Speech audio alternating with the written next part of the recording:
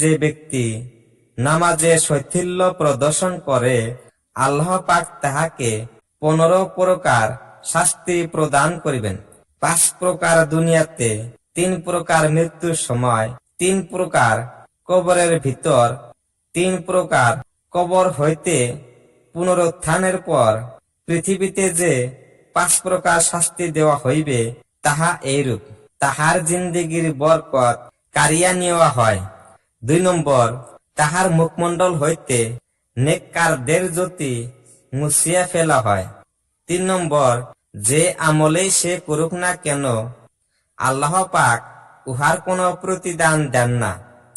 তাহার কোনো দোয়া আসমানে উঠে না, অর্থাৎ কবুল হয় না। নেক বান্দাদের দোয়া হইতেও সে কোনো ফল লাভ করে না। মৃত্যুর সময়ে 3 প্রকার আযাব এইরূপ।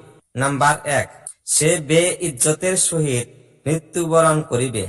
নাম্বার 2, সে ক্ষুধার্ত অবস্থায় মারা যায়।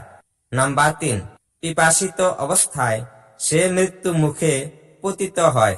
যদি সমুদ্রের পানিও তাহাকে পান করানো হয়, তবুও তাহার তৃষ্ণা মিটে না। কবরে 3 প্রকার আযাব এইরূপ। তাহার জন্য কবর এত সংকীর্ণ হয় যে বুকের হাড়গুলি একের মধ্যে অপরটি ঢুকিয়া যাইবে। তাহার কবরে অগ্নি প্রজ্বলিত করা হয়।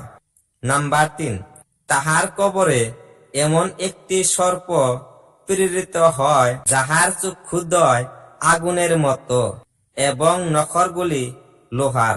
এত বড় দীর্ঘ যে একদিনের রাস্তা অপেক্ষা বড়। তাহার আওয়াজ বজ্রের মতো।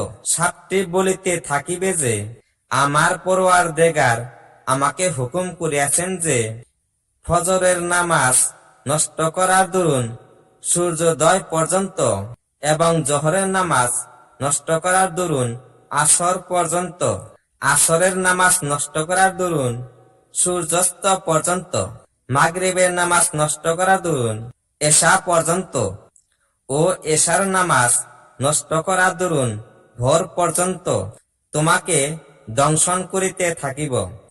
এই সর্প যখন তাহাকে একবার দংশন করিবে, তখন সে 70 হাত মাটির নিচে ঢুকিয়া যাইবে।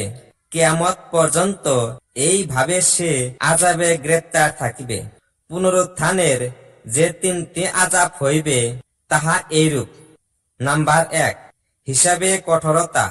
নাম্বার 2, আল্লাহর অসন্তুষ্টি। নাম্বার 3, জাহান্নামে প্রবেশ।